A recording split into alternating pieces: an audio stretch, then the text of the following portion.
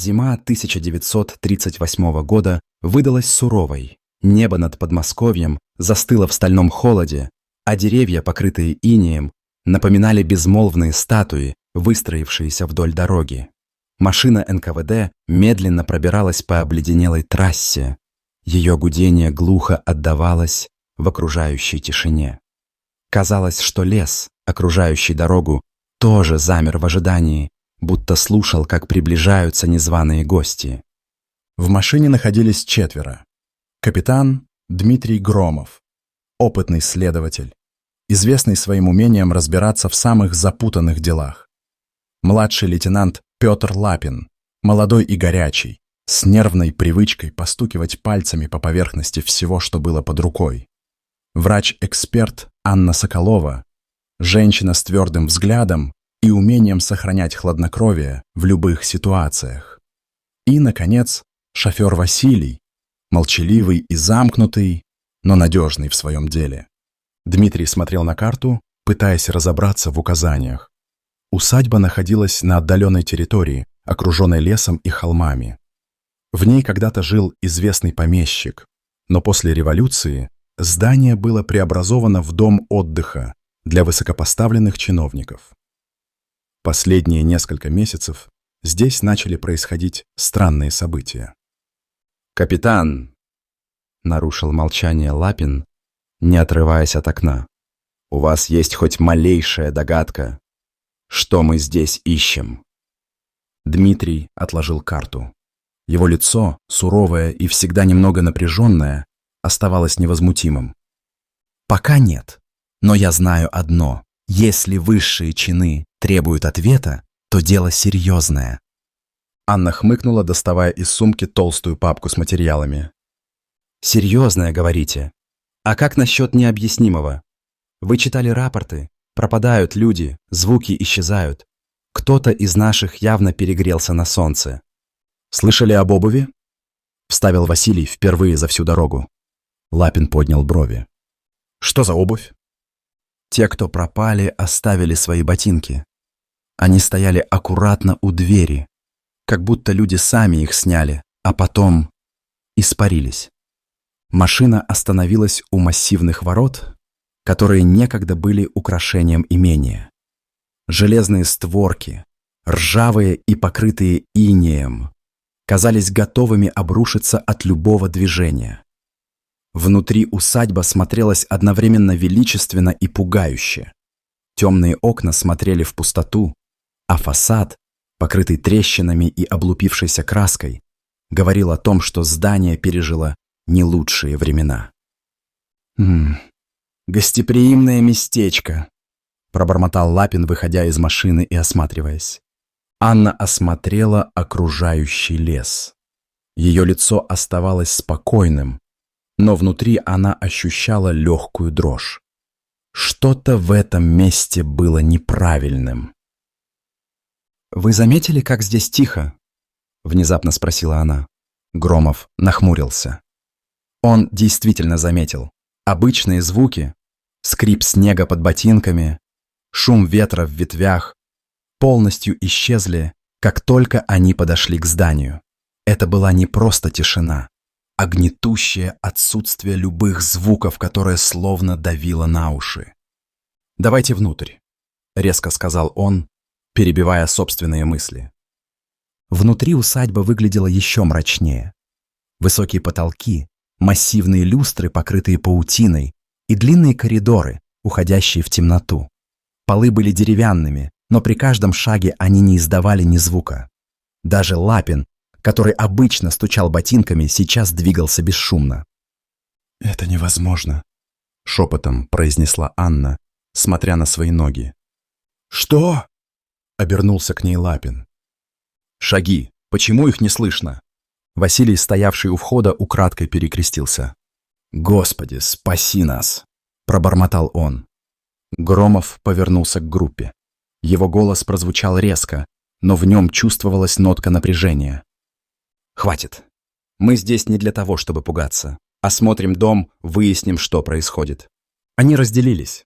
Громов и Анна пошли на второй этаж, а Лапин остался с Василием внизу. Поднявшись наверх, Громов заметил, что воздух стал холоднее. На стенах висели портреты, вероятно, бывших владельцев. Лица на картинах были изысканными, но почему-то казались неестественно застывшими, как будто следили за каждым шагом. «Капитан, посмотрите!» Анна указала на пол. Посреди коридора стояли ботинки. Они были аккуратно поставлены друг к другу, как будто их владелец ушел босиком. «Это еще что?» – пробормотал он, наклоняясь. Анна заметила что-то еще. На стене рядом с ботинками был виден выцарапанный символ. Круг, перечеркнутый диагональной линией, был едва заметен, но его присутствие вызвало у нее необъяснимый страх. «Похоже на какой-то знак», — прошептала она. Громов встал, внимательно осматривая стену. «Это уже больше похоже на ритуал», — холодно произнес он. На первом этаже Лапин и Василий осматривали библиотеку. Здесь все было в лучшем состоянии. Ряды книг, массивные шкафы, старинный стол с аккуратно сложенными бумагами. «Эй, смотри!» — позвал Лапин, указывая на одну из книг. Она лежала открытой. Страницы покрывала неразборчивая вязь, напоминающая старославянский язык. «Ты это понимаешь?» Василий покачал головой. «Лучше не трогать». Но Лапин уже дотронулся до книги. Как только его пальцы коснулись страницы, лампа на столе начала мерцать. «Что за черт?» — вскрикнул он. Свет погас, и помещение погрузилось в кромешную тьму. Громов и Анна услышали крик снизу. Они бросились к лестнице, но тишина вернулась раньше, чем они успели спуститься. Когда они добрались до библиотеки, Василий стоял у двери. Его лицо было смертельно бледным. «Лапин! Где Лапин?» — закричал Громов. Василий поднял трясущуюся руку и указал на пол. Там, у стола, стояли ботинки, аккуратно поставленные друг к другу. «Он исчез», — прошептал Василий. Громов посмотрел на ботинки. Его лицо стало мрачным. «Мы здесь не одни», — сказал он, вытаскивая револьвер. Тишина вокруг них становилась все гуще. Тишина, которая окружала усадьбу, теперь казалась почти невыносимой. Каждый шаг, который должен был звучать как глухой удар сапога по деревянному полу, исчезал, словно звук просто растворялся в воздухе. Громов крепче сжал револьвер, его взгляд метался по комнате. Библиотека, наполненная старинными книгами, вдруг показалась ему враждебной, как будто за каждой полкой скрывалось что-то, готовое напасть. Анна стояла чуть позади. Ее лицо оставалось бесстрастным, но руки, дрожащие на пистолете, выдавали ее внутреннее напряжение. «Капитан!» Ее голос прозвучал неожиданно громко, как будто прорвался сквозь глухую стену. «Что это значит? Почему звук исчезает?» Громов медленно повернулся к ней. «Не знаю, но это неестественно. И если мы не поймем, что здесь происходит, нас ждет та же судьба, что и Лапина». Его слова повисли в воздухе. Василий, все еще стоявший у двери, не отрывал взгляда от ботинок, оставленных Лапиным. Казалось, что он не слышал разговора. Его разум был где-то далеко. «Он просто ушел», — наконец пробормотал Василий. Его голос звучал словно издалека. Оставил ботинки и ушел, как и остальные. «Очнись!» — резко сказал Громов, хватая шофера за плечо. «Ты видел, как он ушел?» Василий медленно покачал головой. «Нет, но я чувствую, что он здесь, где-то рядом». Громов решил продолжить осмотр дома. Оставаться в библиотеке было бессмысленно, а на первом этаже еще оставались комнаты, которые не проверили. Анна, осматривая полки, заметила, что одна из книг была странно перекошена. Она потянула ее и с удивлением обнаружила, что за ней пряталась ниша. Внутри лежал старый деревянный ящик. «Капитан, посмотрите», — позвала она. Громов подошел ближе, его револьвер все еще был наготове. «Что там?» Анна осторожно открыла ящик. Внутри находились документы, старые карты, записи и фотографии. Она подняла один из листов и нахмурилась. «Это похоже на схемы усадьбы», — сказала она, раскладывая бумаги на столе. На одной из схем было изображено нечто странное. Под усадьбой находился лабиринт тоннелей, уходящих глубоко в землю. На карте они были обозначены символами, похожими на те, что она видела ранее, круги с пересекающимися линиями. «Это что, подземелье?» — удивленно спросил Василий, наконец подходя ближе. «Возможно», — ответила Анна. «Но почему их нет в официальных чертежах? Кто их строил?» Громов внимательно рассматривал схему. «Я думаю, эти тоннели не такие старые, как может показаться. Но здесь есть кое-что еще». Он указал на небольшую пометку внизу карты. Надпись была на старославянском языке, и Анна с трудом смогла разобрать слова. «Уста мертвых должны быть закрыты». На втором этаже тишина становилась еще сильнее. Каждый шаг по деревянному полу чувствовался, но не слышался. Громов внимательно оглядывал коридоры, его взгляд задерживался на каждом портрете, висевшем на стене. Картины были странными. Лица помещиков, казалось, смотрели на них. Их глаза, искусно написанные, следили за каждым движением. Анна замерла перед одним из портретов. «Посмотрите на это», — сказала она, указывая на нижний угол рамы. Громов подошел ближе. В углу был вырезан тот же символ — круг с пересекающимися линиями. «Он везде», — пробормотал он. Когда они спустились обратно на первый этаж, то заметили, что Василий куда-то пропал. «Василий!» — громко крикнул Громов, но его голос утонул в тишине. Анна огляделась. Ее рука машинально потянулась к пистолету. «Мы оставили его в библиотеке. Он не мог уйти далеко». Они вернулись в библиотеку, но Василия там не было.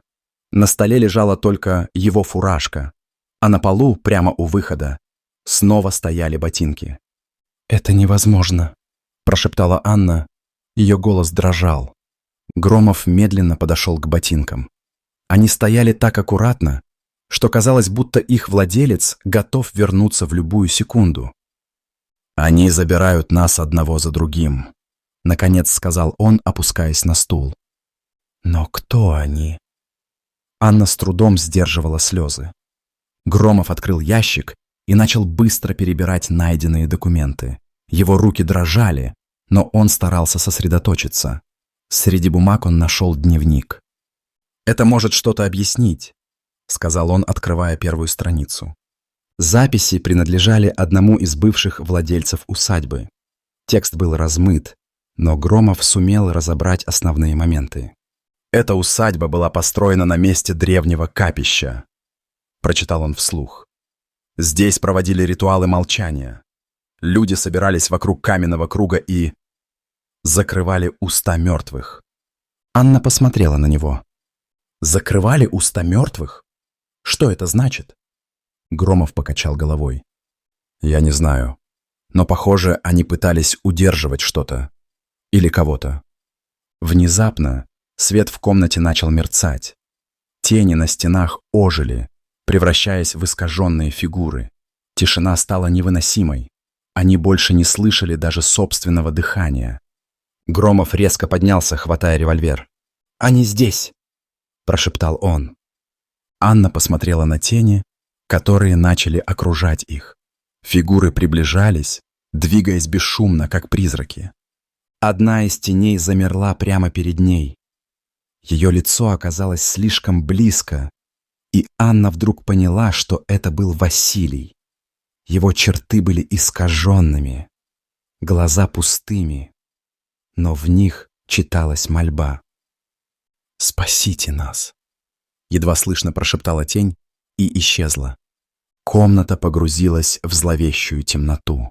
Свет слабого фонаря Громова отчаянно боролся с тьмой, но казалось, что она не просто окружает их, а проникает внутрь, заполняя собой каждый уголок. Анна стояла рядом. Ее дыхание было тяжелым, но ровным, После видения Василия она едва держалась. Ее взгляд метался по стенам, где тени еще медленно колебались, будто жили своей собственной жизнью. «Нам нужно выбираться отсюда», — сказала она. Ее голос был хриплым, но решительным. «Этот дом не отпустит нас, если мы будем просто ждать». Громов кивнул, хотя на его лице была видна усталость. Он поднял дневник, который нашел в библиотеке, и снова взглянул на выцветшие страницы. «Закрывали уста мертвых», — прошептал он, повторяя странную фразу. «Что это значит? Кто эти мертвые?» — спросила Анна. Ее взгляд был сосредоточен на Громове, как будто он мог дать ответы на все вопросы.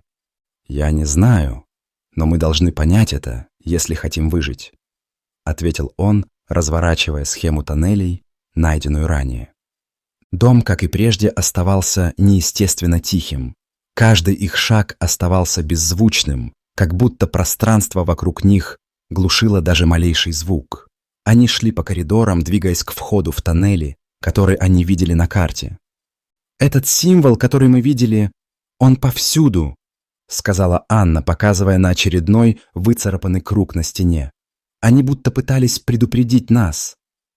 Или удержать что-то внутри», — тихо ответил Громов, осматривая очередной портрет. Картина изображала мужчину средних лет с мрачным взглядом. Его руки были сложены на груди, а в углу рамы вновь был виден знакомый символ. Они добрались до входа в тоннели. Маленькая дверь, покрытая толстым слоем пыли и паутины, казалась забытым элементом дома, но на ее поверхности был вырезан тот же символ. «Они пытались закрыть это место», — сказал Громов, убирая паутину с двери.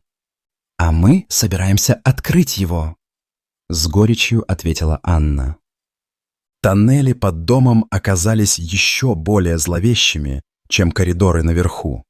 Их стены были сделаны из грубо обработанного камня, а воздух был пропитан сыростью и запахом затхлости. Каждый шаг отдавался в их телах вибрацией, но звука по-прежнему не было. На стенах тоннеля виднелись странные надписи, похожие на те, что были в дневнике. Анна подошла к одной из них. Ее пальцы осторожно коснулись холодного камня.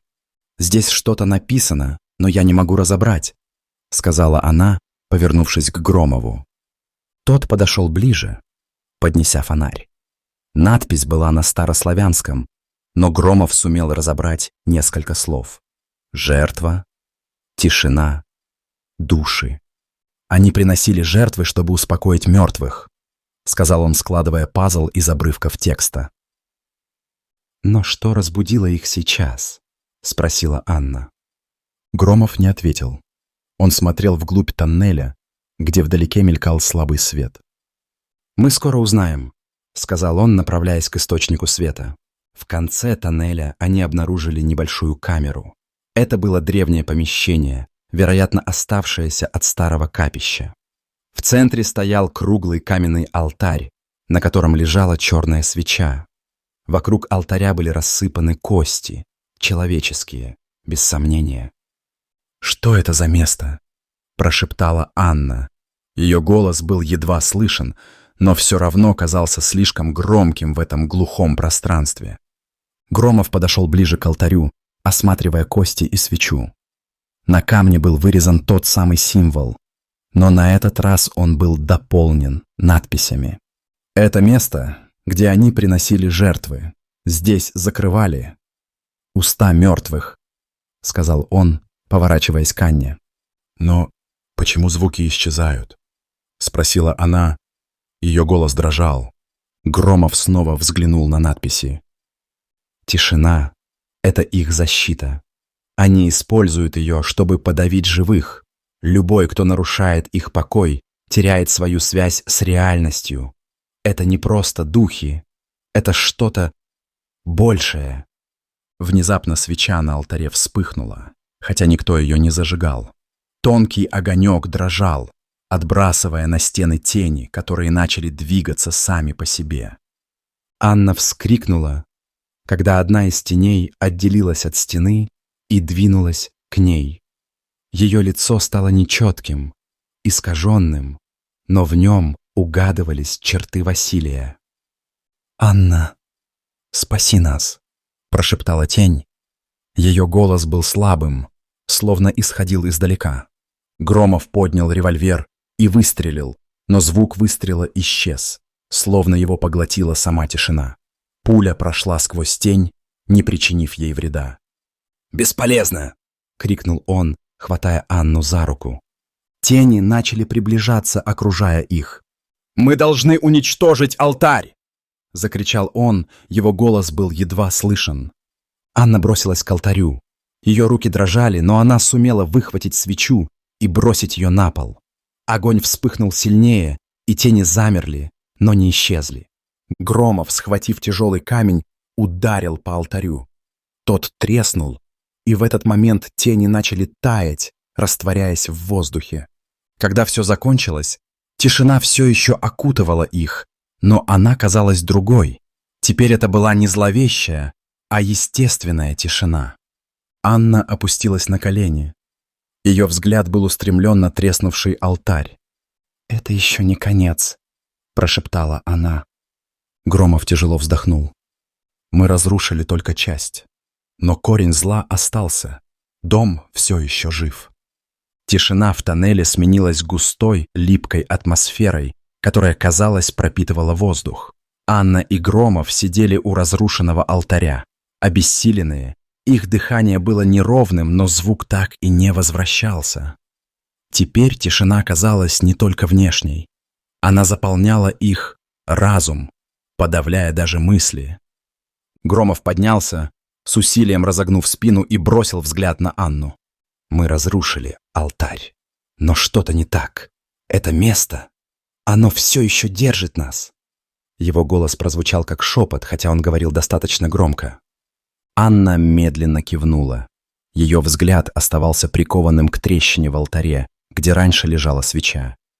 Теперь камни были покрыты пылью, но из трещин просачивался странный черный туман. «Ты чувствуешь это?» — наконец спросила она. Громов кивнул. Он не мог объяснить, но ощущение, будто за ними кто-то наблюдает, стало сильнее. «Это не просто духи. Это место само по себе живое», — сказал он, сжимая фонарь. Возвращение к выходу из тоннелей оказалось труднее, чем они предполагали. Прямой путь, который они запомнили, теперь выглядел иначе. Каменные стены казались ближе, повороты стали более узкими. «Это лабиринт», — сказала Анна, всматриваясь в дальний коридор. «Нет, лабиринты создают люди.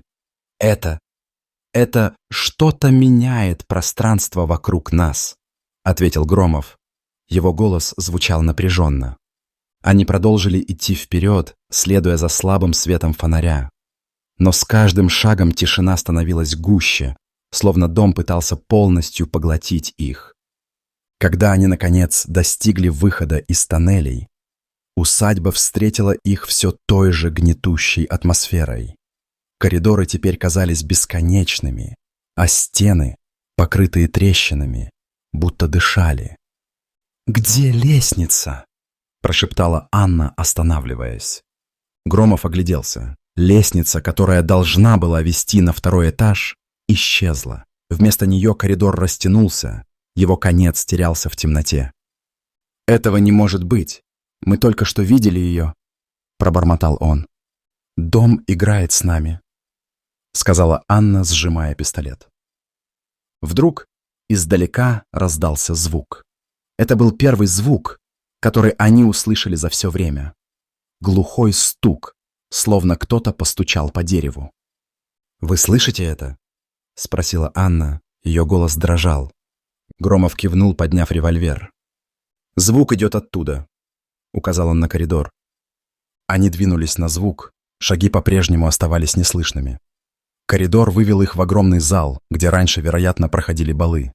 В центре комнаты стояла фигура. Это был Василий. Он стоял спиной к ним, его руки безвольно свисали вдоль тела. «Василий!» — крикнула Анна, бросившись вперед, но Громов схватил ее за руку. «Подожди, это может быть не он». Но было уже поздно.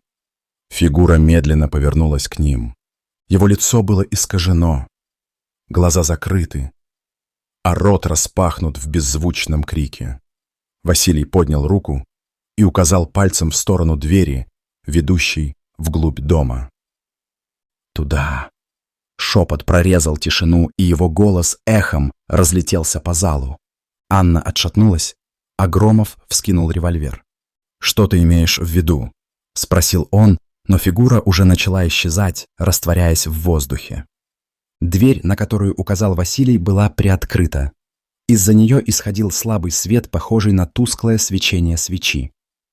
«Мы должны пойти», — сказала Анна. Ее голос звучал твердо, но в глазах читался страх. «Это ловушка», — возразил Громов. «Все это ловушка, но у нас нет другого пути». За дверью находилась небольшая комната, где стены были покрыты символами. В центре стоял еще один алтарь, но этот выглядел иначе. Он был покрыт зеркалами, которые отражали комнату, создавая бесконечный коридор отражений. На алтаре стоял камень, из которого исходило слабое свечение. «Это источник», — прошептала Анна, поднимая взгляд на Громова. «Источник чего?» «Тишины. Они привязаны к этому. Если мы уничтожим его, дом, возможно, отпустит нас». Анна подошла ближе, но когда ее рука потянулась к камню, зеркала начали трескаться. Из них начали вырываться тени, те самые, которые они видели ранее. Громов бросился к ней, вытаскивая ее из комнаты. «Мы не сможем уничтожить его так просто!» Тени начали окружать их. Они двигались быстрее, чем прежде, их очертания менялись, превращаясь в знакомые лица. Василий, Лапин, а затем и лица, которых они никогда не видели. Они — это жертвы.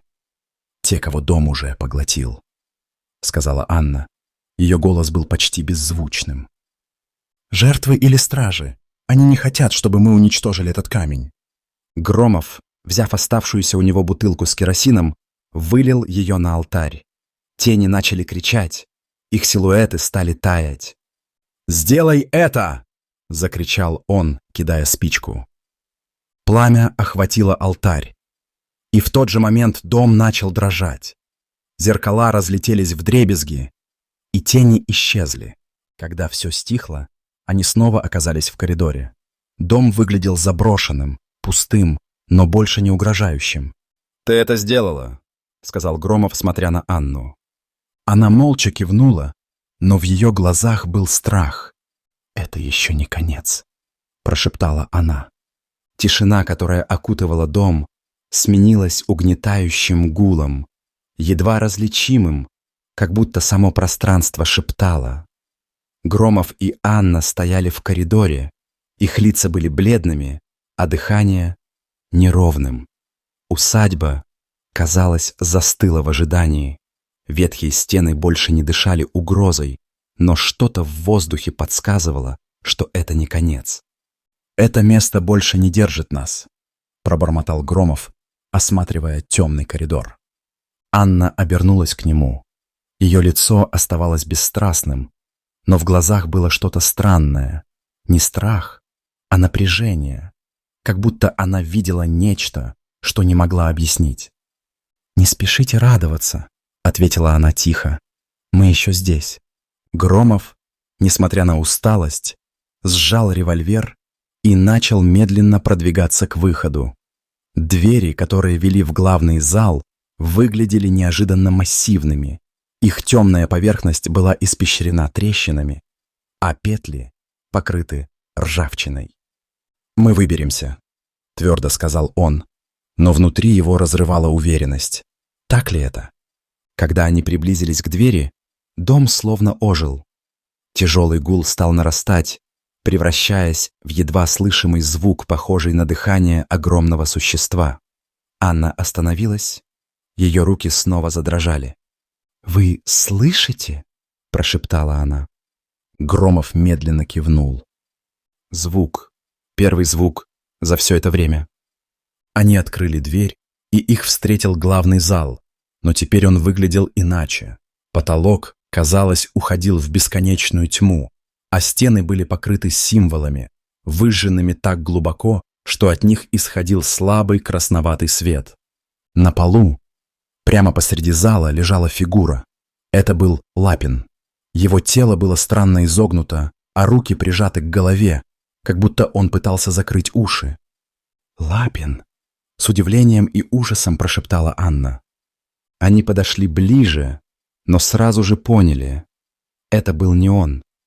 Его лицо, хотя и сохраняло черты Лапина, выглядело неестественно вытянутым, а глаза были закрыты, как будто зашиты. «Это не он», — холодно сказал Громов, поднимая револьвер.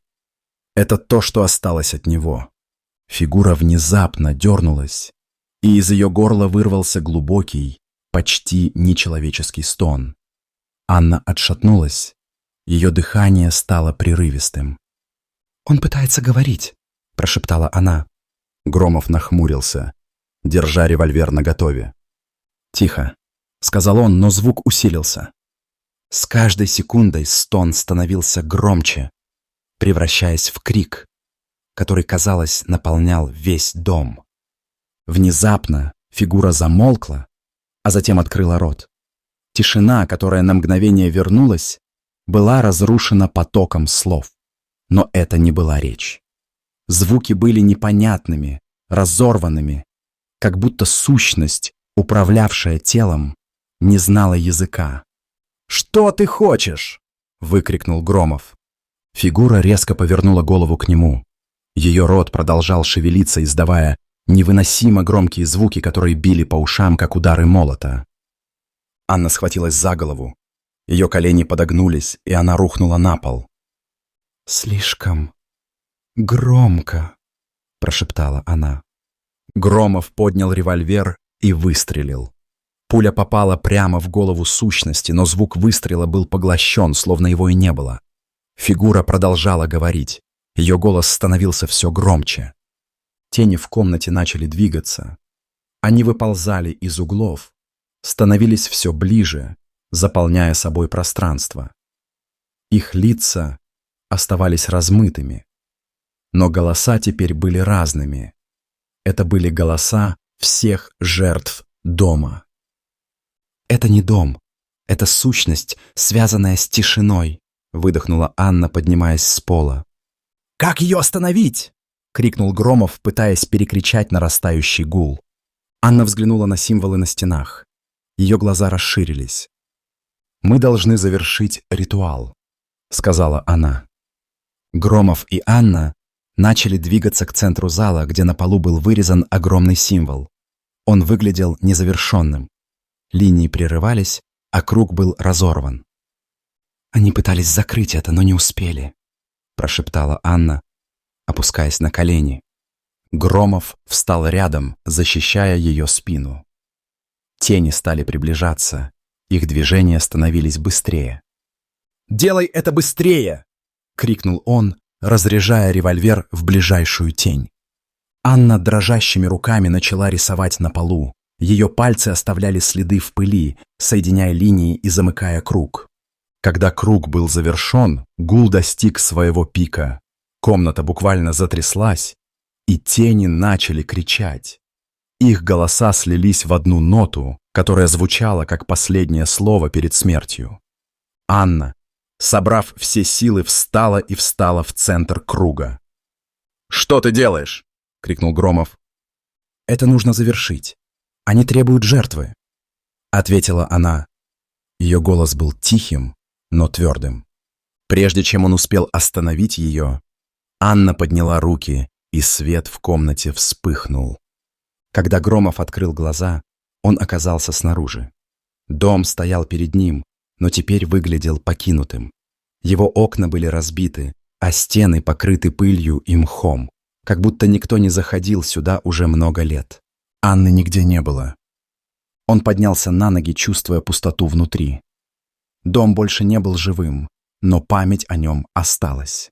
Когда он повернулся, чтобы уйти, из тишины раздался едва слышный голос. «Спасибо».